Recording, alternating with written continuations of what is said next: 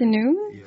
Hello. My name is Claire Letana. I'm a CSPC program committee volunteer, and I'm very thrilled to be here to introduce the new panel starting titled Support Strategy for the Transition on the Open Access.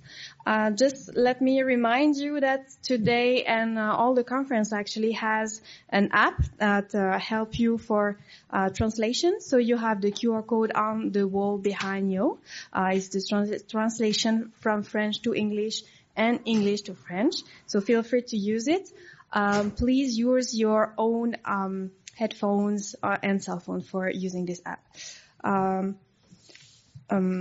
Finally, yes, if you enjoy, I'm sure you will enjoy this discussion today.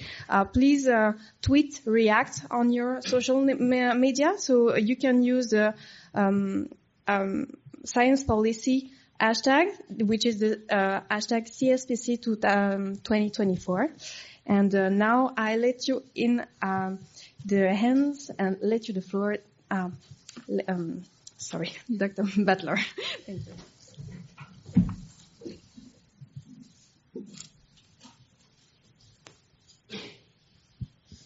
I'll stand for this part, but then sit for the rest. We do have an online participant, so we just want to make sure that she is connected.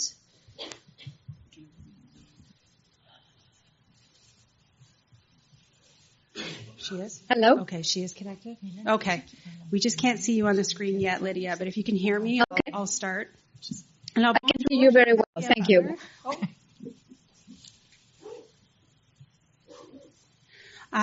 Je m'appelle Liane Butler. Je suis bibliothécaire aux communications savantes à l'Université d'Ottawa. La session aujourd'hui déroulera en anglais, mais je voulais commencer en français et vous inviter de poser votre question à la fin dans la langue de votre choix. So I would like to begin today by acknowledging that we're gathering on the traditional and unceded territory of the Algonquin Anishinaabe people, who are the traditional guardians of this land. However, I'm sure our audience members come from across Canada and elsewhere, from the ancestral and traditional territories of many Indigenous peoples, whose presence extends back to time immemorial, and whose histories, languages, and cultures continue to influence our communities. I'm happy and, dare I, show my nerdy Skullcom side to say excited about today's panel and happy to moderate. Today's panel, titled Support Strategies for the Transition to Open Access, is organized by Les Fonds de Recherche de Québec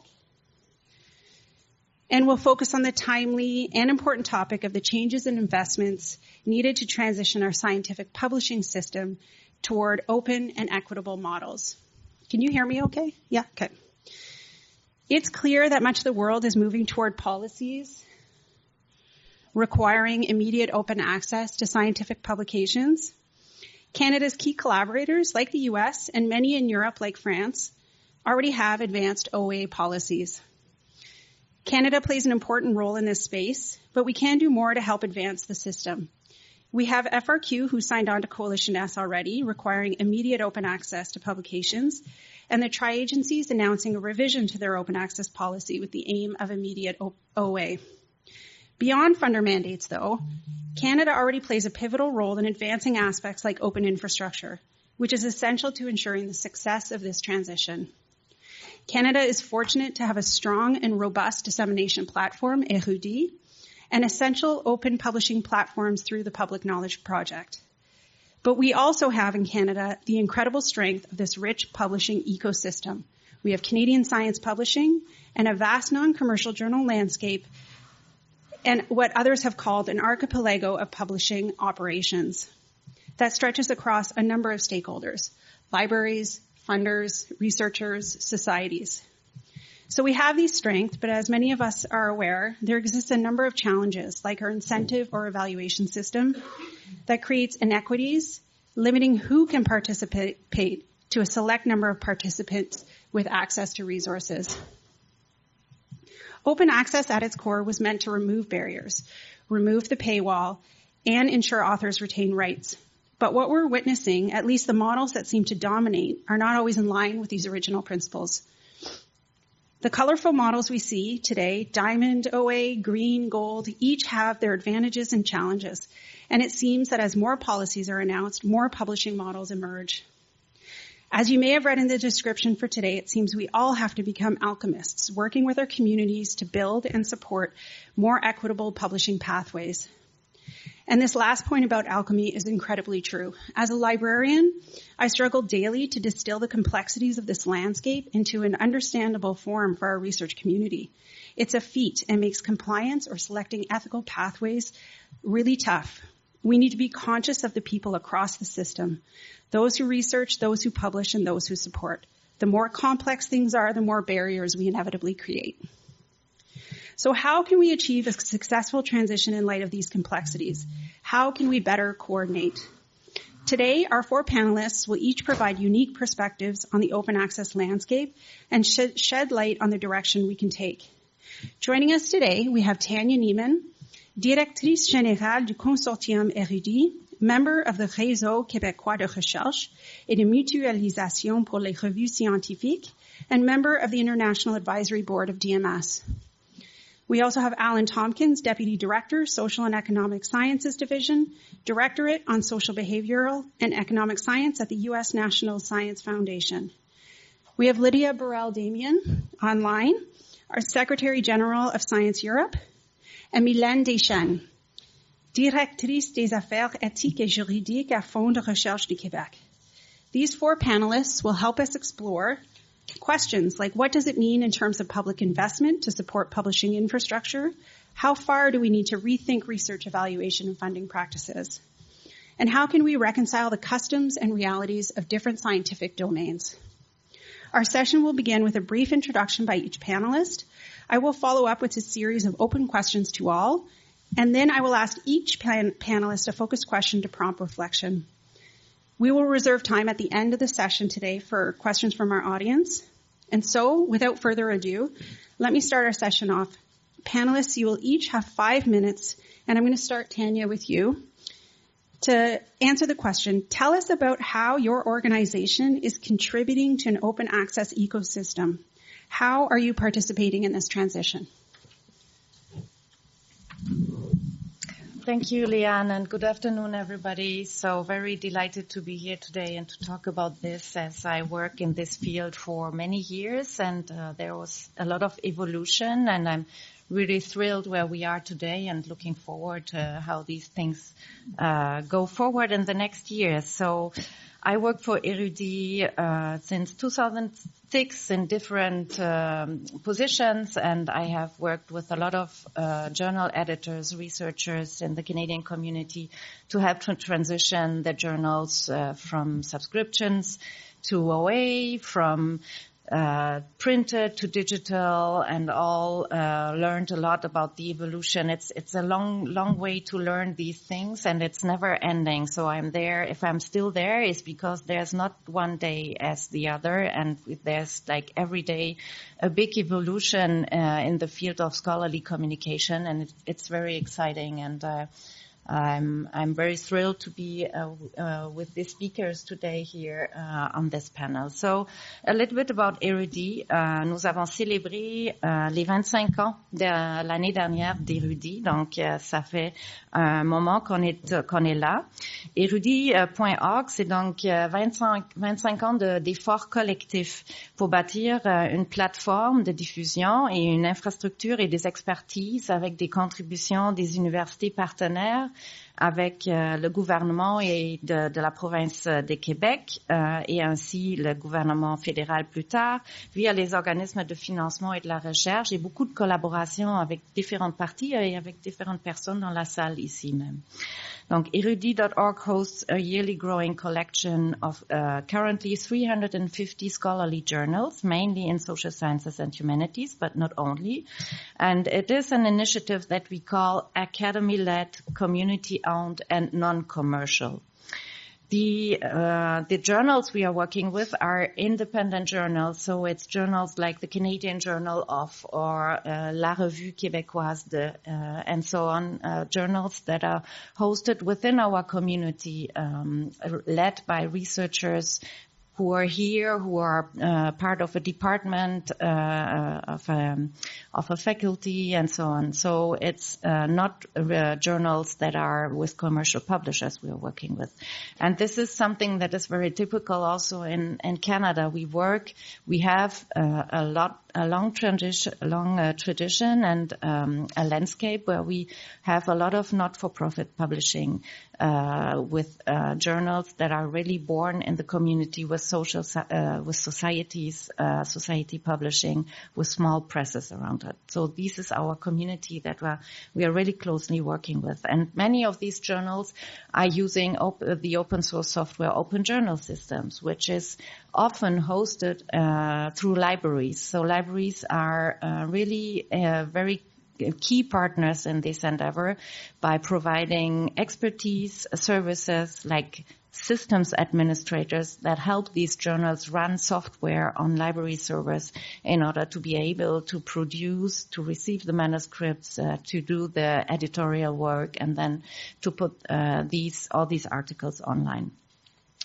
And these many journals that are across the country in this distributed environment are then aggregated on the Iridi platform to provide a single access point to access and to showcase actually these Canadian research outputs on the Iridi platform for broader dissemination and visibility.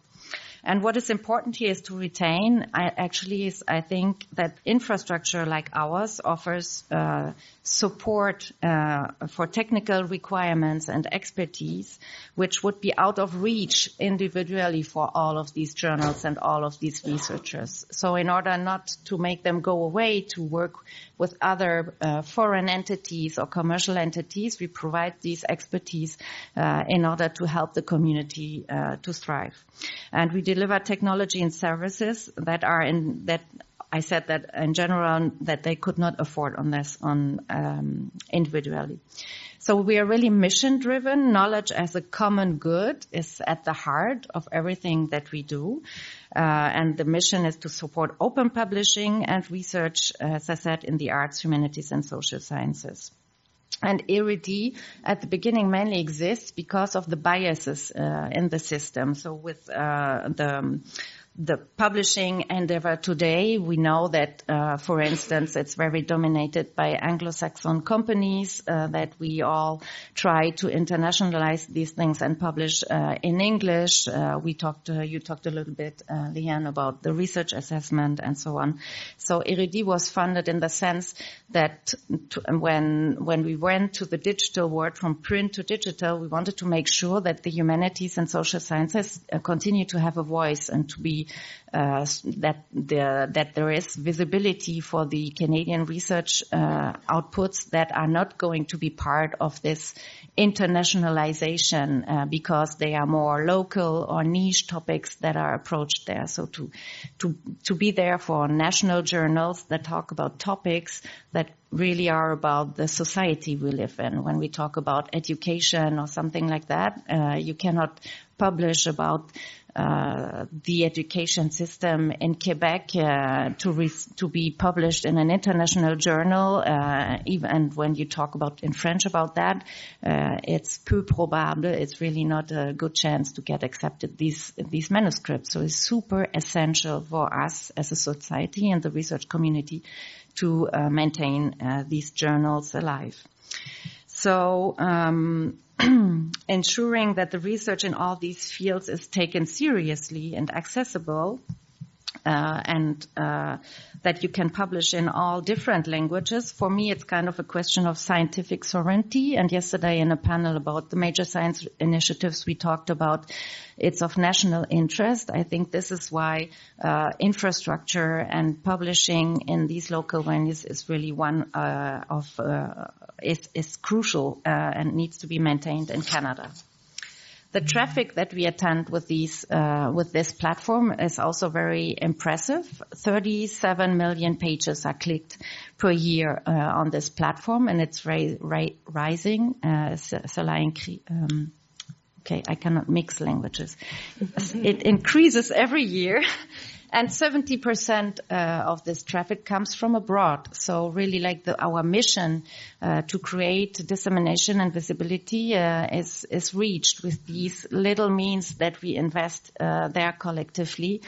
We are able to create impact. And we also know then when we look at how many researchers from the Canadian universities publish in the journals that we have, that when we compare this to other big publishers and the number of manuscripts that come out of there, that the production is really impressive. So there are more data to come to show that in the next years. We are really hardly working on gathering this data and put the hands on the data also to be able to showcase these things. And if you want to have access to these data, you need to have your own infrastructure and databases in order not to be dependent on international commercial publishing entities and ask them to provide you the data about your own scientific production.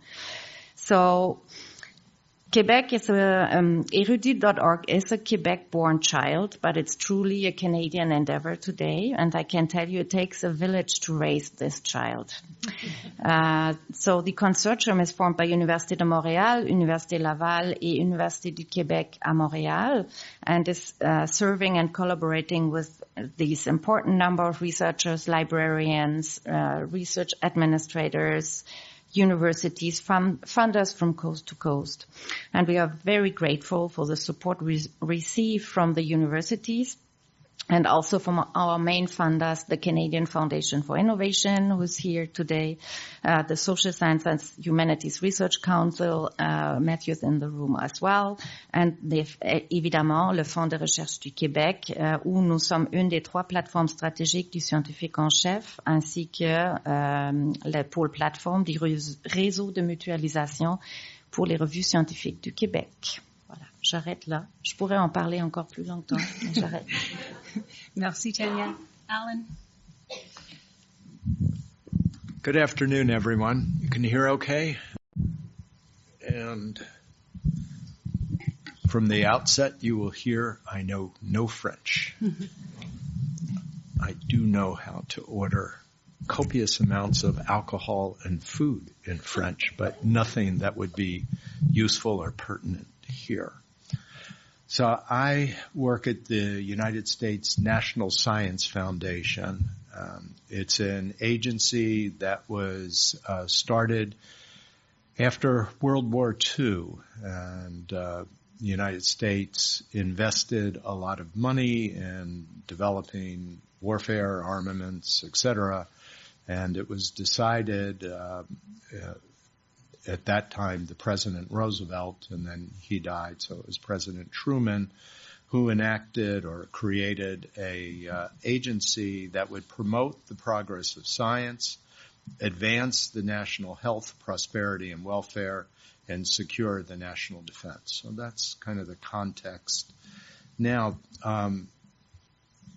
you probably know this, but just in case not, much of science funding is much more centralized across the globe than it is in the United States.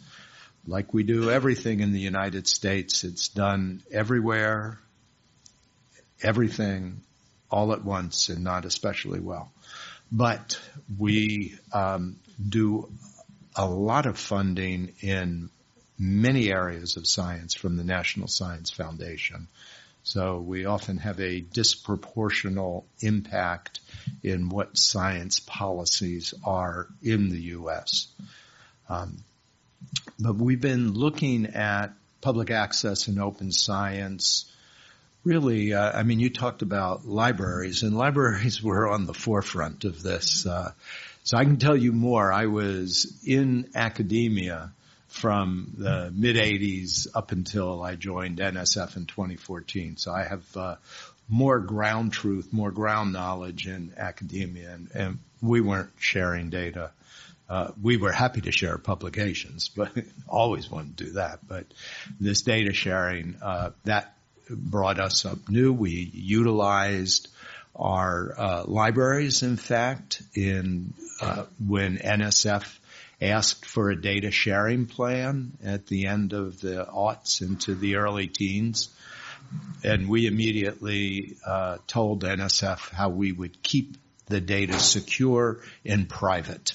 And so I think we weren't really understanding what was coming on, but the sciences in the U.S., like the sciences internationally, I mean, this was an initiative, an effort that really took root around the turn of the century, and so that was true at NSF. And like many sciences, our sciences at NSF have such a long tradition of sharing. I mean, when I think about ocean data, when I think about astronomy, physics, all of this was shared. If you look, part of my dissertation was looking at the history of social science, and I would look at 19th century journals, things like that. But if you start to think about information that was called in the transition to what became called scientific information, I mean, as they were doing that, they were sharing that data. They would not think about not sharing that data and wanting to advance knowledge. So it actually, I think, is a 20th century development to keep data private and not share it with one another. And that's what I grew up in a social psychology lab, undergraduate information that I obtained in my little lab. That was mine, and I would not share it with you. I might share it with you because I know we're back from way long, but you're a stranger. So, but at NSF, we were part of the federal effort. I joined it in 2014, but by 2013, there was a federal memo that says that publications shall be shared with no more than a year embargo. So immediate was fine, but an embargo was acceptable, and that was due to a lot of negotiations between the agency and publishers. And that was the deal that U.S. government made with the publishers, that the federal government would require no more or no less than 1 year, or allow a 1 year moratorium for sharing. So that was promulgated. The United States has a White House science advisor, and that office is called the Office of Science, Technology, and Policy. And so the 2013 memorandum was issued by then Science Director Holdren, and the Holdren memo was 2013. So I'm a lawyer and policy guy by background, and I know that's not law. That's not how laws are made, a memo. So as a researcher, I wasn't particularly impacted by it, but agencies were, the White House, the president is our boss. For those of you who are in universities, the head of the university is your boss.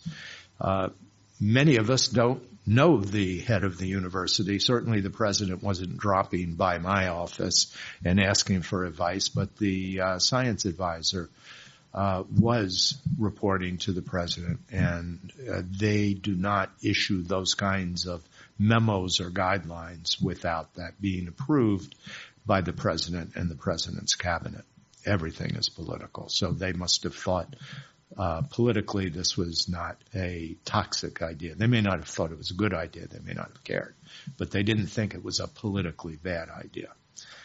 So what started in terms of federal government activities was a informal interagency working group on open science. I can't speak English, much less French. And that got mostly, and the Holdren memo was directed at funding agencies in the U.S. that supported more than $100 million in funding annually.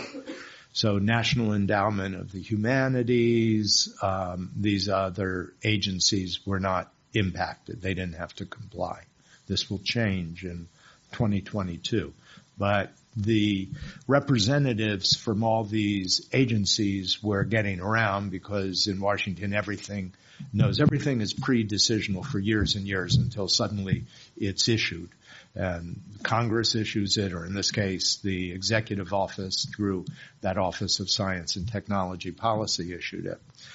So they had been talking and figured out how are we going to do this, and I was not part of that.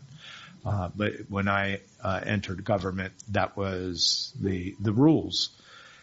And then in 2018, people are often surprised. 2018, wasn't that during President Trump? And the answer is yes.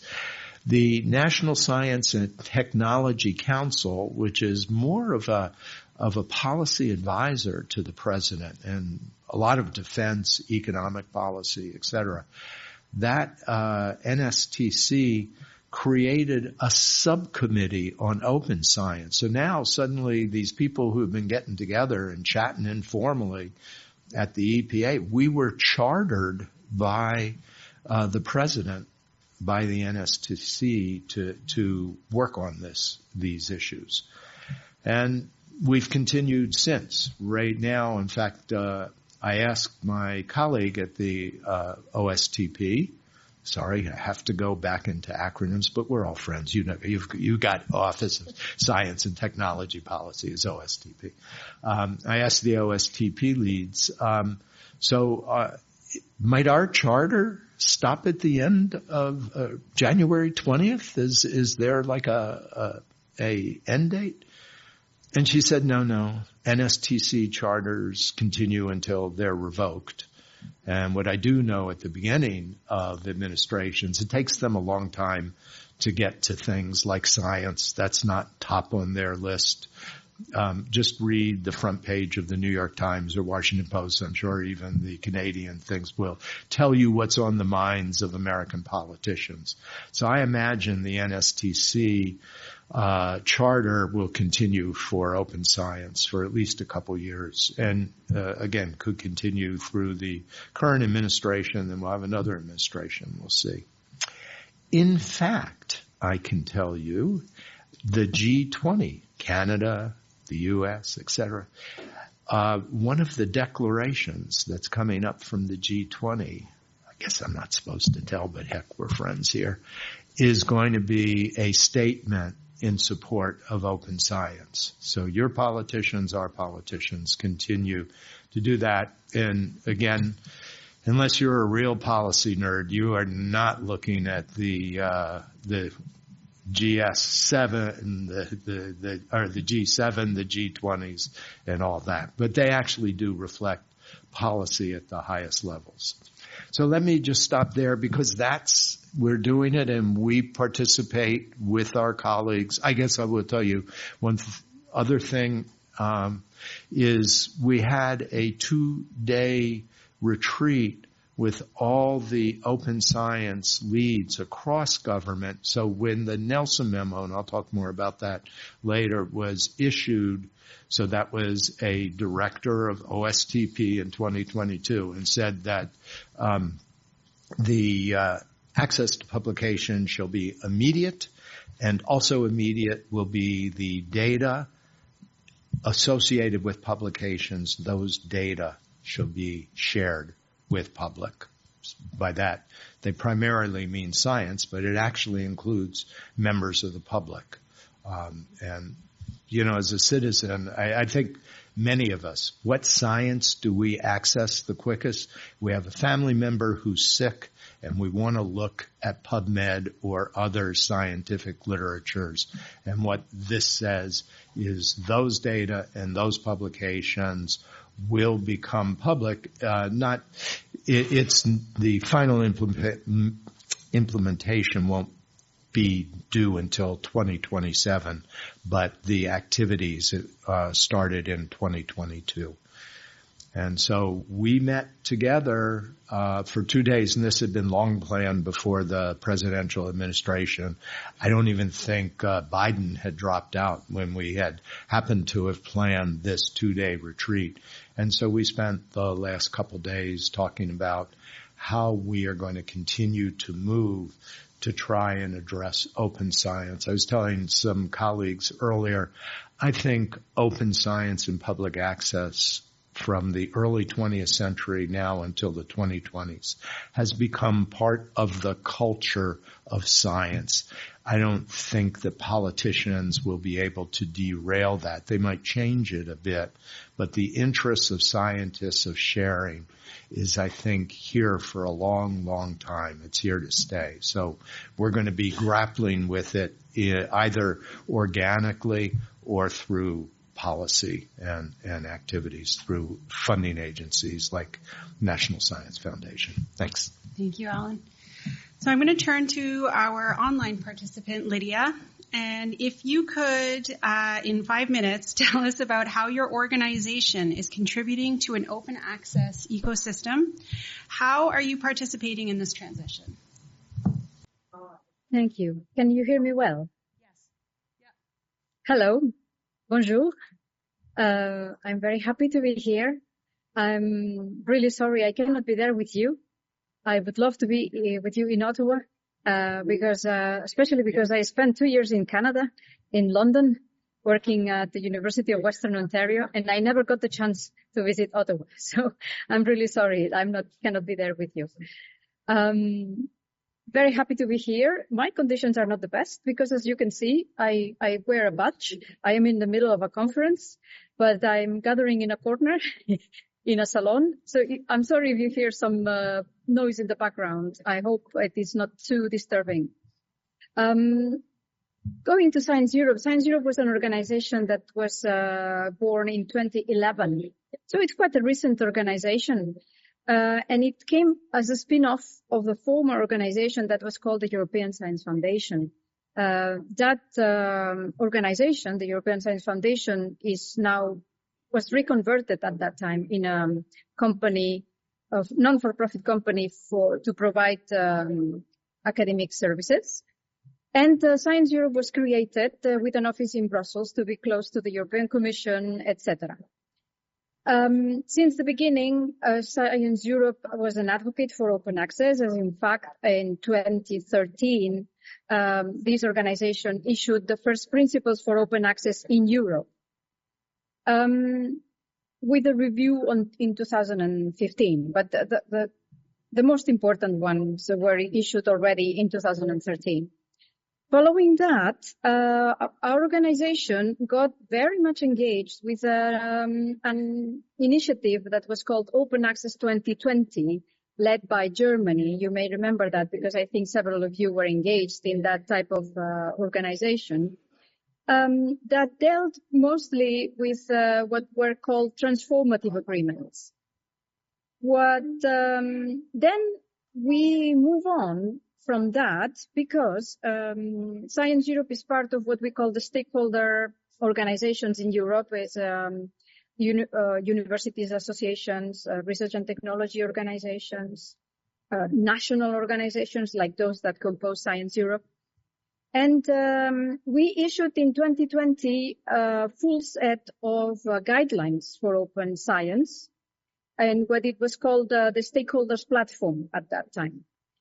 Following that, the member states in Europe took the flag, and in 2022 they published what they called the principles and guidelines for non-for-profit publication systems.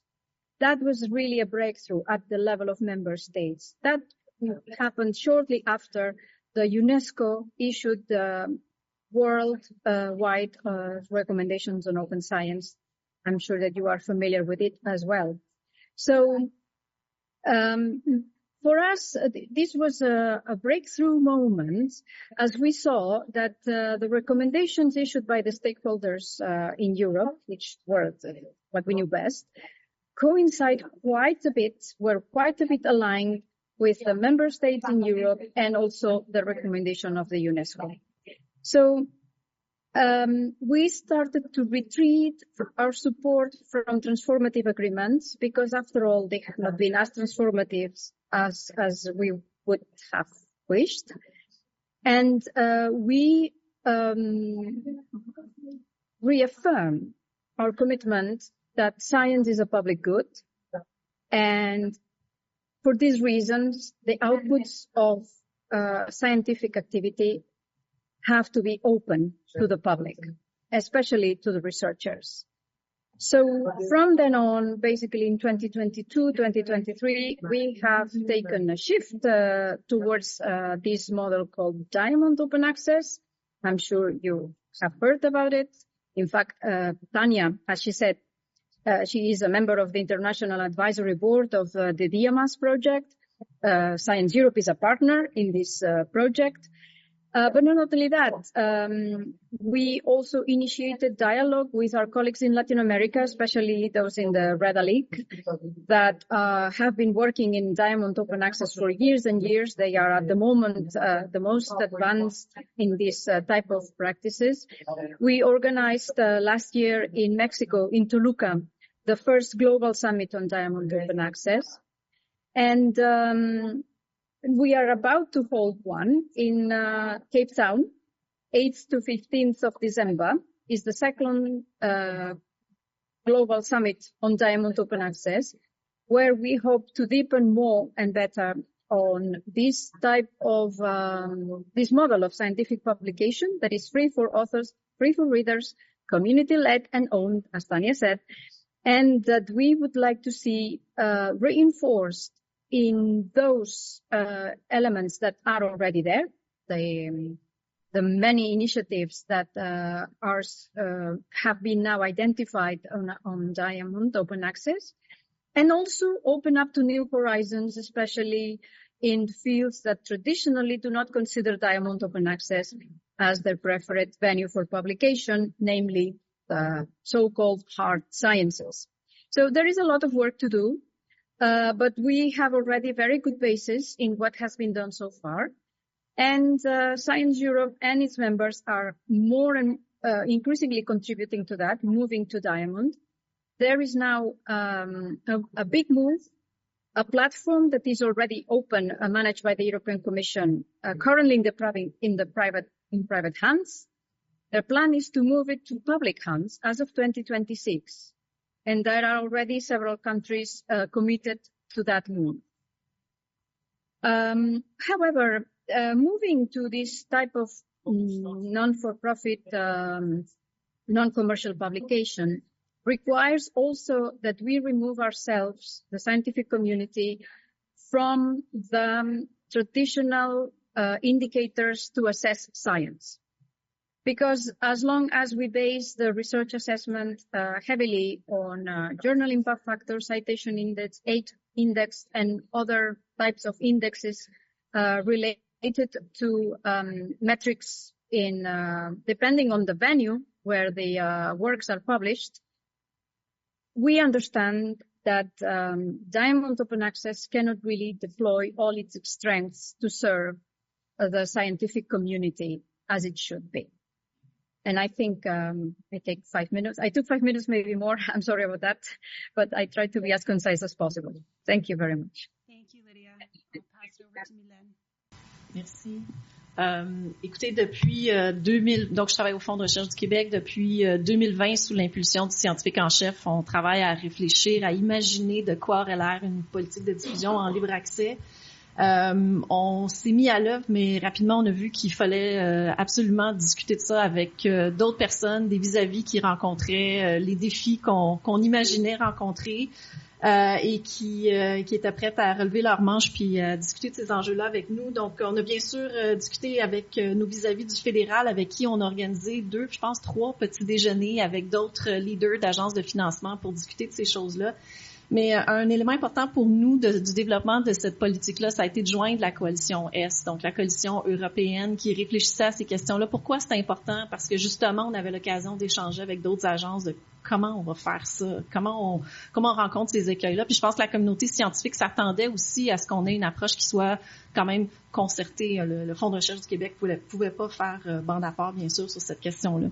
Je pense que la recommandation de l'UNESCO qui est arrivée en 2021 a vraiment donné, je pense, une direction qui a été utile pour tous. And so, as of 2022, the Quebec Research Fund modified their policy to mandate an open immediate access to publications that were made possible through our funding. I must say that the projects that are under this new mandate are just coming now to full fruition and to publication. So the tough questions we're getting right now. I think the communication is really important when we're transitioning and changing something that involves culture. And so we had a communication plan that was quite important. But just to give you a flavor, Rémi Quirion made a tour of many university deans to have conversation about, how could we champion this? How could we make it better? And we invite all our recently funded researchers to webinar. We're at our 5th webinar this week, I think, on the question. So, engaging our ecosystem, engaging the community is really important. Talking to Érudit, which has been, such a fantastic partner here. Talking to the university librarians. I mean, they are really at the forefront.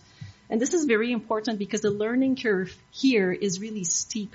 Me sitting at the funding agency, I'm a lawyer, me sitting at the funding agency and trying to imagine what a policy like that would look like, it requires to really understand the ecosystem. And this is quite complex. And you cannot just surf on this. You need to dive in it and really understand the nuts and bolts of all of this. So that requires really all these conversations to be able to make it. Following the introduction of our policy, we've also had a lot of conversation at the Quebec Research Fund into strengthening the publication ecosystem in Quebec. And this was a logical step. If we're asking the researcher to publish in open access, we have to make sure that the ecosystem has an offering for this, that j'appelle ça des déserts de publication scientifique, that in each domain, there will be offerings. So it's been since a long time, the FRQ has been funding journals in social science and humanities. We fund, I think it's 60 journals so far. But a year ago, November 3rd it was, we announced the funding of le réseau, I'm going to say it in French, the name, le réseau de services et de recherche pour la production des revues scientifiques et le libre accès, which is really bringing together researchers, the platforms that we have, the journals, the know-how, and trying to see how we could also service all of this. So I think this is really an important step with, I think, a budget that, $1 million per year for 5 years. It's consequent. We hope that it will form the basis of really an important ecosystemic change, for the province of Quebec. And now we've opened a competition to support the launch of new journals in the field of health, and science and engineering in French. Again, because we hope to have a portfolio of open access that's appealing to our scientific community. So all these aspects form part of what we see as, our diamond open access offering, in the province of Quebec. This is shaping. We're still in the learning curve. We're still working together. It's not perfect on the first year, but I think we're getting there, and working with our community, we're going to be offering something that will be interesting for the scientific community. So I'll stop there. Thank you, Mylène. I'm conscious of time, so I think this next portion is going to be like speed dating, where anyone who wants to answer is going to be, just keep it short and maybe a minute max, just so we can get into a little bit deeper questions. So, Mylène has spoken about the complexities of the system, and Lydia spoke quite a bit about the idea of science as a public good. So I wanted to ask, and please, whoever wants to answer, just go ahead. The open access ecosystem really requires a rechanneling of investments from traditional subscription models towards new funding schemes and infrastructure. So both of those aspects.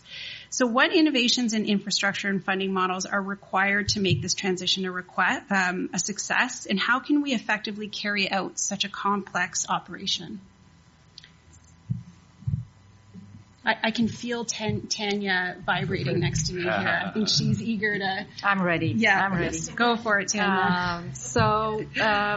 But very quickly, I think we need to have in mind that, the open access movement was created because we were not able to pay for these subscriptions anymore. And we wanted, with the open access movement, move away from paying all these subscriptions and get the public money not used for the commercial interest, but to free it up. But this did not happen. We did not free up the money because the commercial interests were a little bit smarter than that, and they developed business models which serve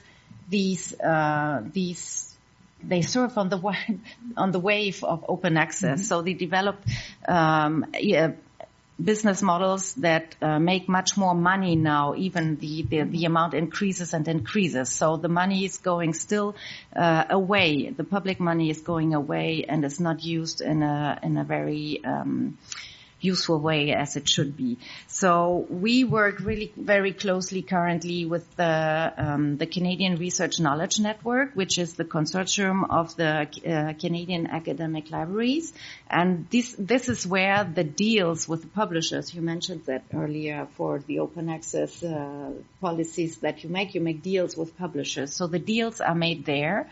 And the idea is actually to have in Canada in the future a strategy where we try to de-invest and to reinvest. So to channel these money and these transactions that are happening there towards not-for-profit and towards our own initiatives here in Canada. So I'll give you an example. This has been done and decided in Sweden with the Swedish Library Consortium. They decided from 26 on to stop working with transformational agreements and to not invest in hybrid journals anymore and only in open access, and to favor these other different models which are community-led and alternatives models. And we say alternative, but they are all around. And I think we need to stop to talk about alternative, because that's the way it should be. Actually, it's not an alternative. So there are now initiatives worldwide that are really inspiring. People are thinking out of the box. People are disruptive. This is what we are talking about. It's disruptive. We need to be more disruptive in this field. Thank you. I'm going to ask Lydia maybe to share a few thoughts on this, because Europe has done quite a bit to advance Diamond OA. So Tanya's point about de-investing and reinvesting. Lydia, do you have any thoughts at all? Yes, thank you. Absolutely. Yeah. Well, as I said before, we've taken several steps, and we witnessed that Coalition as indeed was a very good initiative, because it was several funders in Europe acting together, coordinating policies to demand open access from publishers. Currently, there are 15 organizations, public research organizations in Europe that are member of Coalition X. But the thinking is, we acted very well together several years ago, yet we, let's say, decided to negotiate together with the publishers, or at least in coordination. And we've seen that the results of that are limited. So indeed, now we need to move further, to disinvest and to reinvest in Diamond open access type models, because that is the way forward. In this platform in Europe called Open Research Europe, that is for the time being a modest platform, but it goes into the direction of Diamond open access. We cannot call it strictly the open access Diamond platform yet, but we are in the process of transforming it into a publicly owned platform that with time will also publish papers free for authors and free for readers. The movement of the shift of funds that now currently still goes to private publishers to this type of non-for-profit models is far from being easy. But what is critical here is that the researchers community sees a benefit in moving towards those models. We need the engagement of the scientific community because negotiations will not be enough. So that's my contribution. Let's link up with the scientific community. Thank you, Lydia. So, we've touched on a few points about transitioning the system. And I in my question about rechanneling investments, one of the biggest barriers that we really see is that this requires a culture change. And so my question is directed to you, Alan. Beyond the Nelson memo, do you observe a change of culture in the U.S. towards more equitable open access? I already mentioned that I think there's a cultural change that's already taken place. So there's the interest in open access. I think that there is a swath of the scientific community that's really concerned about the equity issues, that's really concerned about those who are disadvantaged. Either they just don't have institutional resources, they're starting out in their careers, and we at the funding agency and those in the scientific community are trying to figure out how to parse the landscape. We don't have the answers. We've our stuff, I should say, much of what we do at NSF, if you look for NSF Public Access Initiative, you will see things, including a link to a workshop that we did with the AAAS in the U.S., in which we brought a lot of those voices from the community to articulate their fears, their hopes, with the new public access. But we did that in the summer of 23, and we haven't solved it yet. We keep it's top of mind. We really want to be fair. But remember, we're a $9 billion agency, the National Science Foundation. So money is not our issue. We can pay for this. It's really how does the taxpayer, how does the scientific community, how do they want us to allocate those funds? So we could do it. It's just, what do you want and why, and how should we do it? I'll stop with this anecdote. We had a meeting of the principal investigators, the researchers, from an initiative that we had, and there are about 15 of them who had each gotten an award, and I think each award was about $300,000. And I had one of the researchers raise his hand and said, I'm going to get 6-8 publications out of this project that you funded, and I'd really like to publish in these prestigious journals. So if I'm paying $15,000 per article, is that what NSF wants? And I said, well, I can tell you formally NSF gave you the money and you can spend it how you want. Is that what NSF wants? Well, probably not, but we don't want you not to publish where you think it should be published. So we hear the voices, we hear the concerns, and our one solution at NSF to this is we will allow the deposit of author-accepted manuscript. So that is owned by the researcher. That's before any commercial, not-for-profit, open access, whatever they want. That's before they touch it, and that is theirs, and that satisfies our requirement. And to my knowledge, we are not planning to budge from that. So I don't think it's a great solution, but at least it's something we can bring to the table to say, You wrote the manuscript. It got accepted. You got the word, put it into a PDF.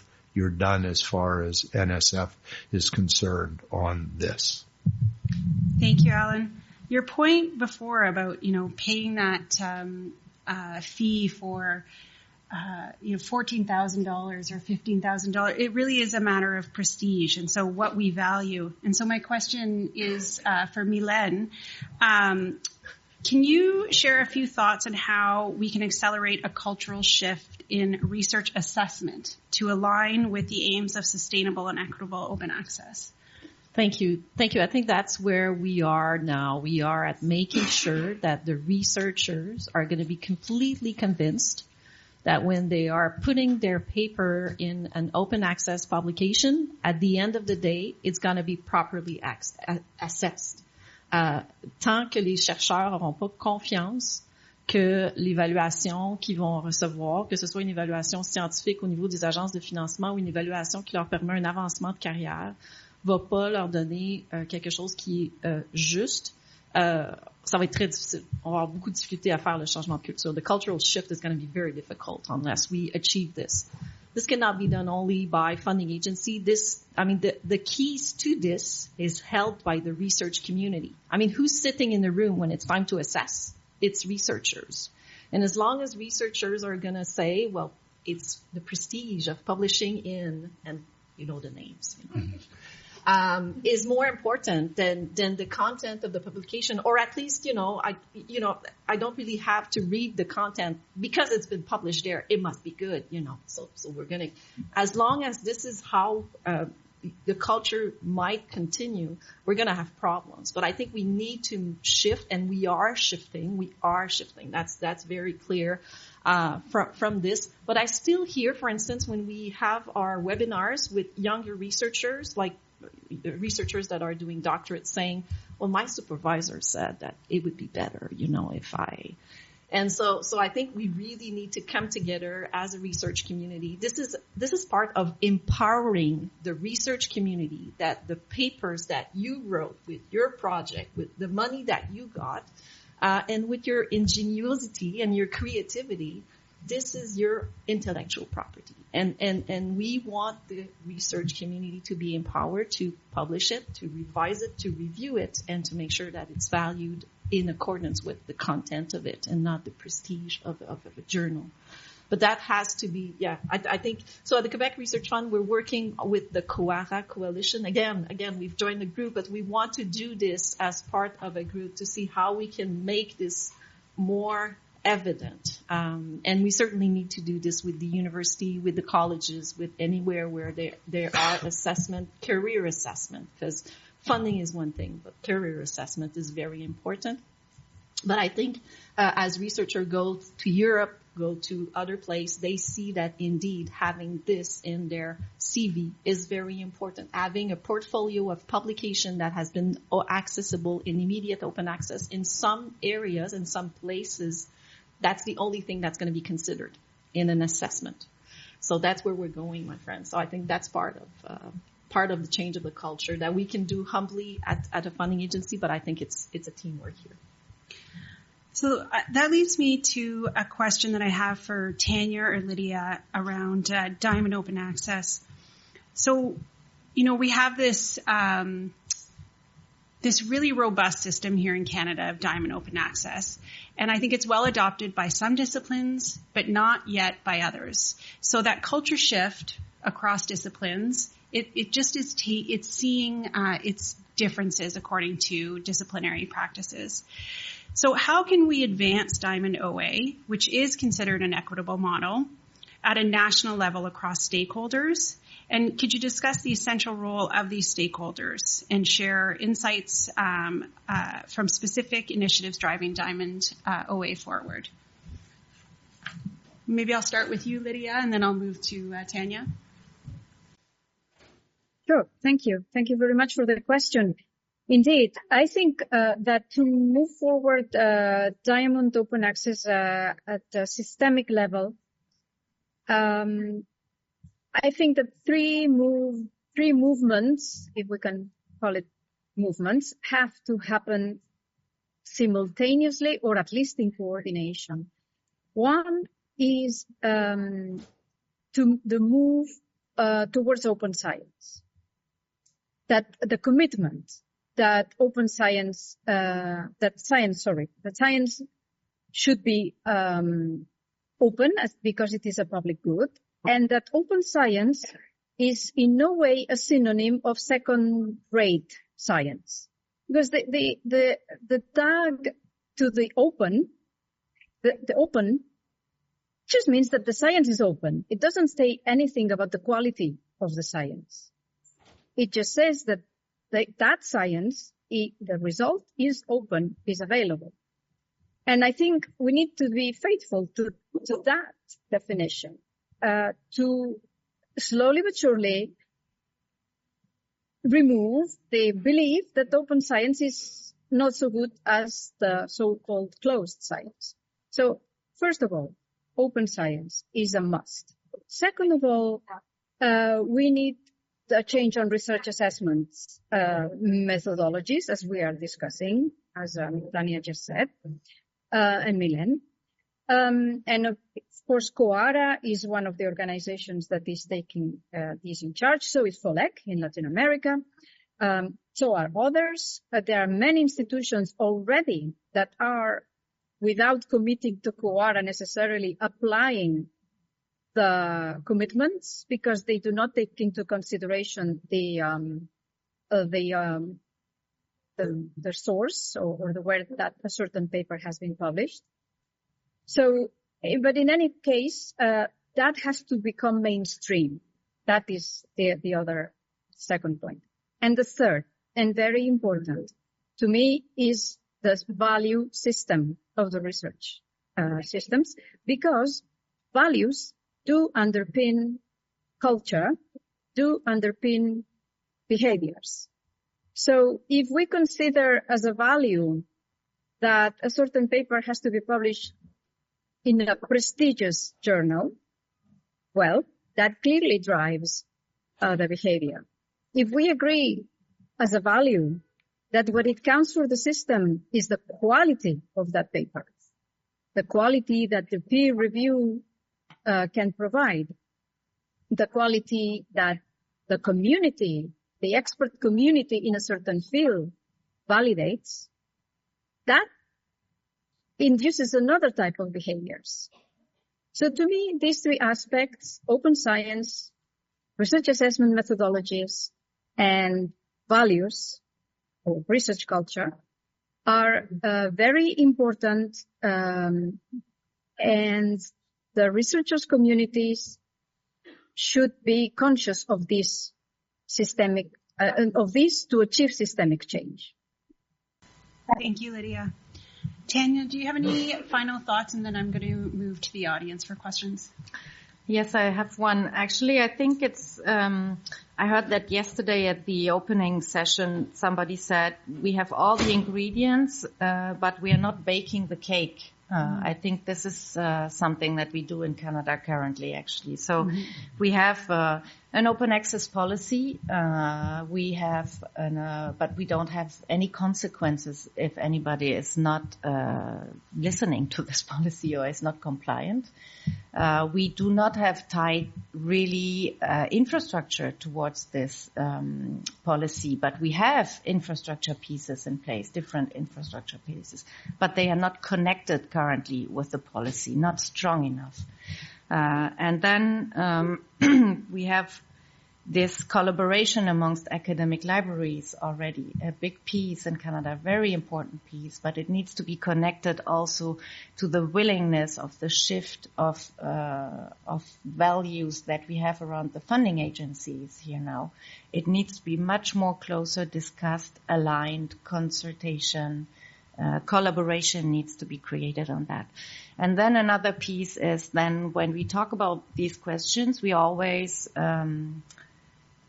preach to the choir. How do you say that? So I think you all are here because you are kind of interested and convinced, but there are the VP research are not in the room. The university presidents are not in the room. So there is a level of academic leadership which we absolutely need to bring to this discussion, and we need to mobilize a lot of knowledge mobilization activities around this to tell the story. We also need to improve how we tell the stories, the real impact. What does this mean when you are sick and you are looking for information?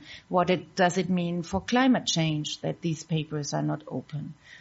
So we saw that very eloquently during the pandemic, the impact that we can create when we all open the doors and try together to find a solution for a big problem. So it's possible, but these stories need to be much more told.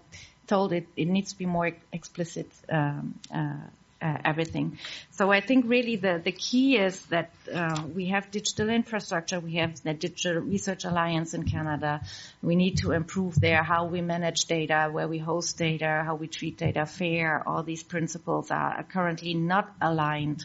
The pieces are there, but there is no instance that is going to own the problem and to align these things and bring us all in a room together. It's way too much bottom up, but this open science question needs a little bit of top down, which is really hard to achieve currently. And I'm just finishing by saying really consultation, alignment, collaboration is absolutely necessary to go further from now. Milan was, I was to share a few I was just thoughts. looking at Leanne, just saying that, Tanya, you mentioned that, we have a policy. I would like to make a plea here that, the policies that we have so far, the Quebec Research Fund's policy, it's a contractual based policy. That's not strong enough for what we are trying to achieve. I think we need in Canada now to have, and I know the Chief Scientist of Canada made a roadmap, but I think we're ready for a stronger coffee here. We're ready for, a policy that would, or a policy base that would say exactly what Lydia said, that, publicly funded science is a public good. Or at least saying that, anything that comes out of publicly funded research should be available publicly. We need something that will be overarching, and that would give us guidance. That would give us guidance on how then everybody needs to drive in the same direction. I'm jealous of our French colleagues in France. They have a legislation. They are at their second roadmap on this. And it clearly says, they need to have, the objective is that que les publications en accès ouvert des articles issus de la recherche financée par appel à fonds publics et publics. We need this. I think we're at that moment in Canada. And also intellectual property. This is a question that is of a compétence fédérale. And if we need to look at the Copyright Act, let's look at the Copyright Act. But I think we are at this point in time. And if we want Canada to stay on the forefront, to stay on the lead, we have the tools. This is the time, my friend. Copyright, I wish we had more time to delve into. And so I want to reserve some time in case someone in the audience has questions about copyright or rights retention. But before we go to the audience, I know, Alan, you wanted to share one last thing. Yep. And if we could keep it short so we reserve time for the audience. Yep. I don't want to say that this is the way to do it, but how NSF looks at compliance. So I manage 15, 20 program officers, and they don't want to be in charge of compliance. And we don't, as an agency, we got a lot of money, but we don't have a lot of person power to look at compliance. So the way in which we address compliance, for better or worse, is through you, the scientists, because you're part of our merit review process, and you look at the proposals that come in. And so our thought is that the incentive to comply is that people who are not in compliance are called out in the new proposal review, and they are disadvantaged by not having complied. We have no evidence, and if you ask me, so I'll plant the question, Alan, do you have any information, any evidence about these matters? I'll be happy to talk. I just want to say one more thing, because you talked about incentives in a resource for all of you. We've been thinking about it internationally. We've been thinking about it, but at least a good resource is if you look at the National Academies, Science and Medicine, and it's the activity is called Roundtable on Aligning Incentives for Open Sciences. It's been going on for 4 or 5 years. It includes international participants in presentations, national ones from across the U.S., but they have been talking about it. Again, no solutions, but there's information about what people have been talking about and thinking about. Thank you, Alan. So I'm going to turn over to the audience now. There is one microphone. Did you want to maybe walk over? Yeah? Okay.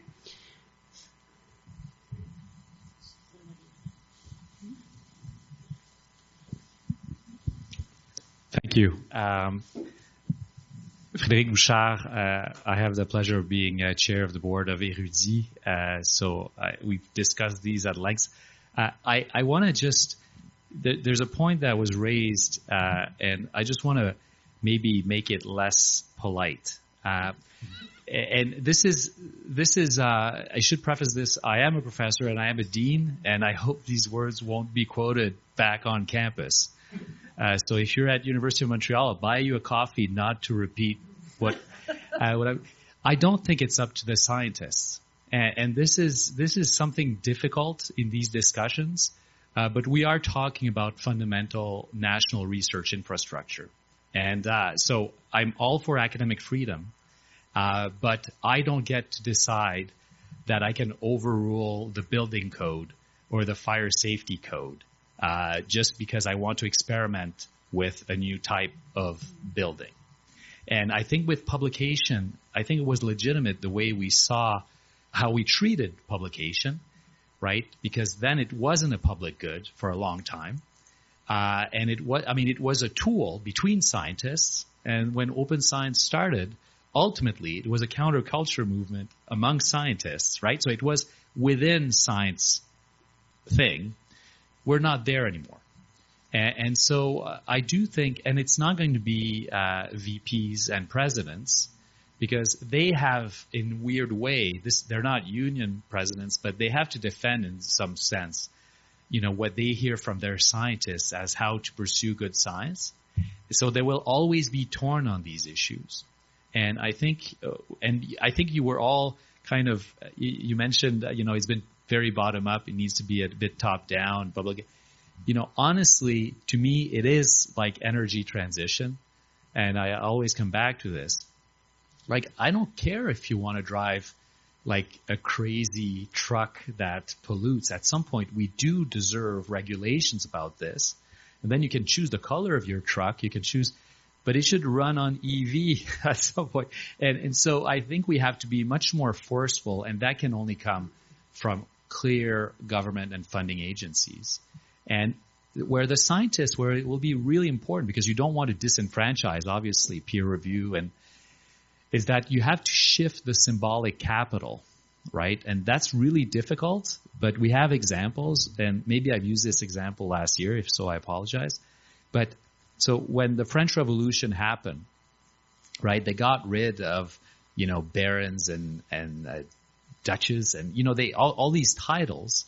And for a while, it was anarchy. There was no distinction. And Napoleon just said, they need medals. We need to create medals, but based on the criteria we care about, not, we don't want to recreate, aristocracy in the same way. So that's where they start French Legion, Legion of Honor, and other distinctions like this.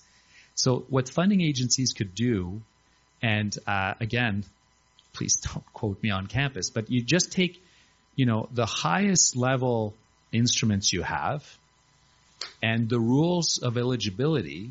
If you said to get, and this may be the bad way of doing this, you just get the spirit of this. But if we said, let's say, only for CRC files, only open access articles are considered. You can do whatever you want, but these are the only ones.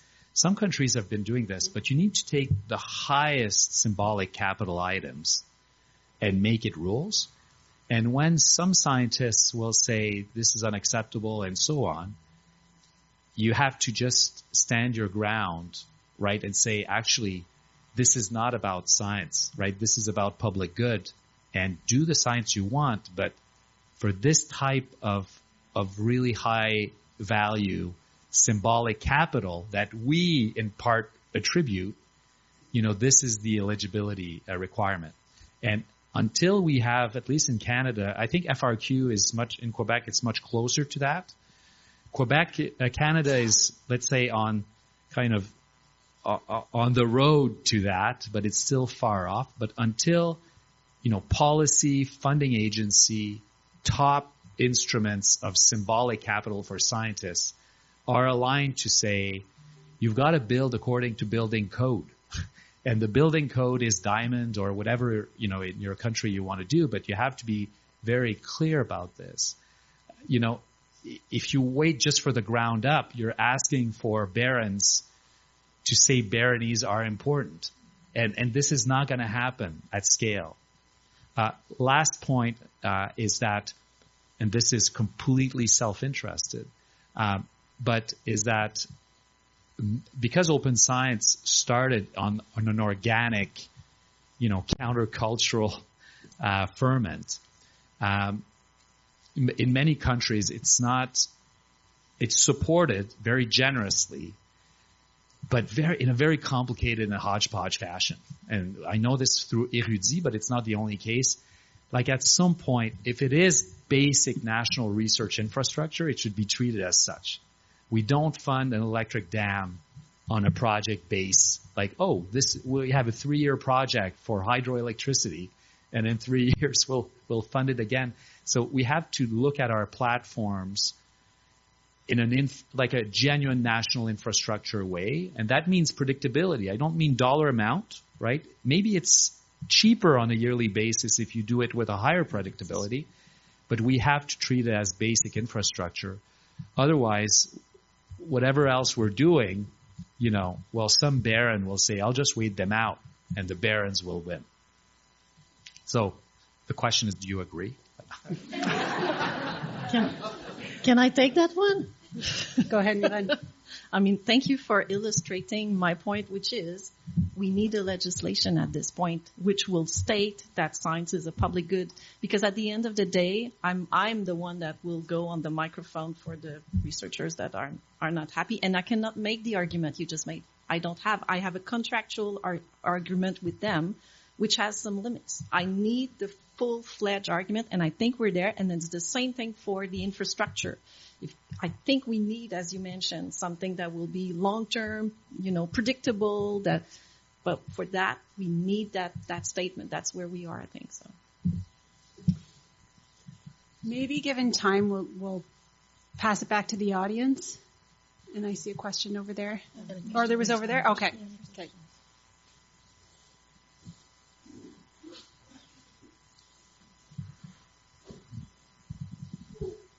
Good afternoon, everyone. I am Noktula. You can call me Nox. I'm from the National Research Foundation of South Africa.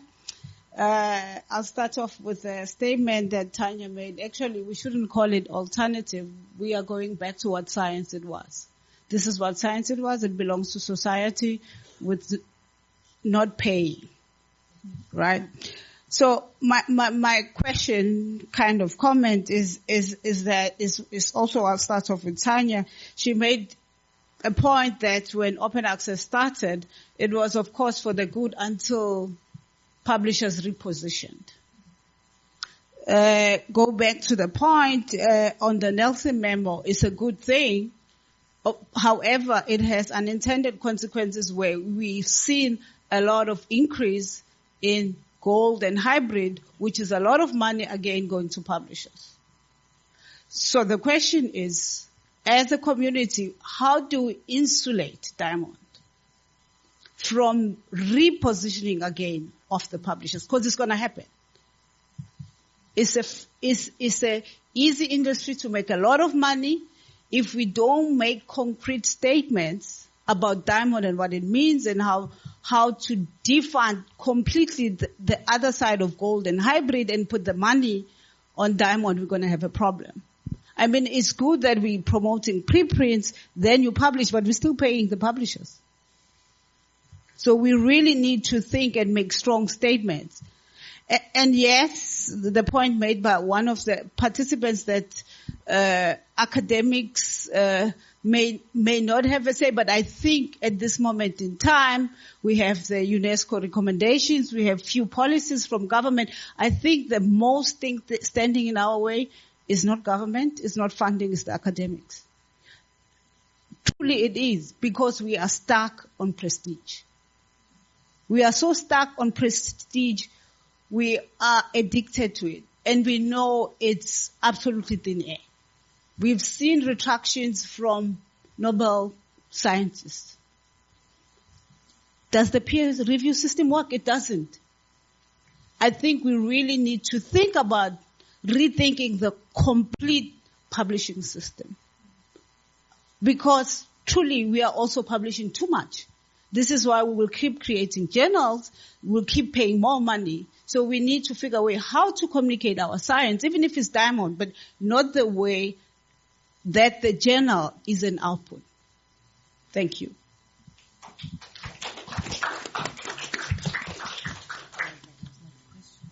No, but I think it's an important statement. I think really protecting the system from repeating mistakes, right? As we are trying to progress to something that is more equitable and open. Question. Yes, I'm David Weinrich. I'm from STM, which is the Global Association of Publishers. The vast majority of our members are scientific societies. We also have university presses.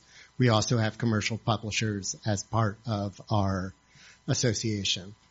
When we talk about collaboration and STM as an organization and our members are fully supportive of open access, we want to see open science and open access. We want to see the sharing of the outputs of research. But these things do have costs. And regardless of whether you're talking about Diamond or institutional-based journals, you are talking about a publisher. Somebody has to publish these things.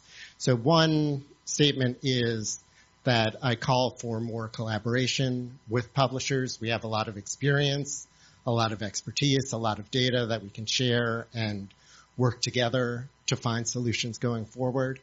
But the other thing that I wanted to mention is open access, open science has a lot of different goals. I think the idea of reducing the costs of the system is perhaps one of them, but there are a lot of other goals that for advancing information as a public good, to prevent misinformation, promote research integrity, all of these things that may or may not be in conflict. But with respect to the question of reducing funding and reducing the overall expense of the system, is there evidence thus far that shifting to Diamond OA, that shifting to other entities than the incumbent publishers really will or does reduce the costs? Or are there opportunities to leverage what some of the existing system, I'm not saying that the existing system is perfect, it's far from it, to actually achieve the overall goals, including reducing costs? Can I go to Lydia? Yeah. I'm gonna toss that question over to Lydia. Did you hear the question? Okay, and are you able to? Yes. Okay. I heard. Yeah. I heard all very well. Yeah. Thank you. No, I think I heard all the questions, and they all have valid points. And I also heard Nux, with whom we are partners in developing the Cape Town Summit in 15 days. So I think the dialogue with the publishers is very tricky. We have tried many times in Europe. And the problem is that sooner or later, the competitive edge that they need comes too strong into the table, making the public good principle very difficult to pursue in a collaborative way. So for publishers, I am all for publishers to come around the table, but they need to then come with a different spirit, more conciliatory than up until now. I understand that they care for their own private benefit, but that goes against the interests of science. So I'm sorry for this last gentleman that spoke, but we are talking about us changing the mindset, changing the culture, as Knox says. And that's true in the scientific community, in the policymaker community, but it is also true for publishers. Publishers also, if you want to survive, if you want to be invited to the table, if you want to be part of the solution, please also change your mindset. Also include the public good in your statements. In part of your corporate social responsibility, if you want. But do collaborate to the change of mindset. Otherwise, it's very difficult. That's why we want other systems that are non-for-profit and that also are free from private hands. Our colleagues in Latin America know that very well because for years they have worked in many Diamond Open Access journals that as soon as they reach a certain level of prestige are then bought by large publishers again. And they stop being Diamond, although they are still kind of perceived as Diamond. So playing with the perception of the researchers as well. So this is a bad practice that should be abolished. Therefore, I think there are homework for all of us. Some Diamond Open Access journals are protecting themselves now from being bought by private publishers by making it part of their statutes. So their own statutes prevent of selling it themselves to a private hands. So my plea also to the publishers to understand that publicly funded research is good research. It deserves to be open. And that if we want to all collaborate more together, everybody needs to make their part of the change of mindset. And that's what I would say. Thank you, Lydia. That is time. I'm just going to pass it over very briefly, and I'm going to give you 30 seconds, if that's possible. I know Tanya wanted to say a few things in response, and Alan, so 30 seconds, if that's possible, Tanya. Yeah, very quickly in response to what you just said, actually, is I think we absolutely, I'm coming from the publishing world, and I'm totally agree about the benefit of publishing expertise in this. So when we talk about these things, I think we think of publishers that are making 40% of profit margin that are driven by these commercial interests. I'm not talking about a not-for-profit publisher who is doing a good job with a decent economic model. So I think we are just recognizing that there's something wrong in the system.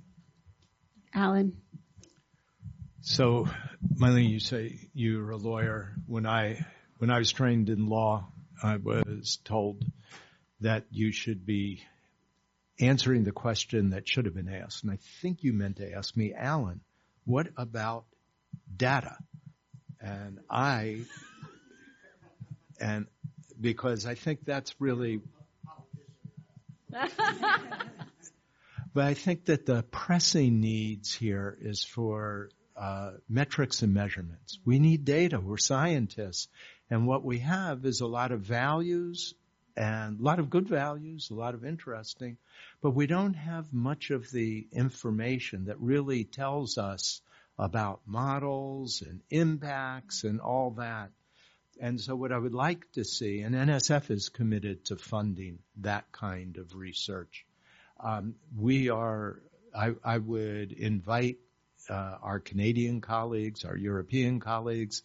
I think together we will be so much smarter in 2035, 2040, if we start undertaking these investigations today, because they're complex and they'd be very useful. Moi, je vais terminer par vous remercier tous parce qu'on est tous des acteurs de changement dans ce dossier-là. Et je pense que this is the moment for making this change happen. So thank you very much for engaging and leaving this room and bringing the good news that this is happening now in Canada. Thank you. Thank you, everyone. I think they're going to shut off our mics soon because we've definitely gone over. So thank you, everyone. I just want to say very briefly, thank you to Gabrielle Gagnon, who helped put together this panel today, and also Julie thank you. I can't say it as beautiful as you, Milan. Dirvi Mer, thank you.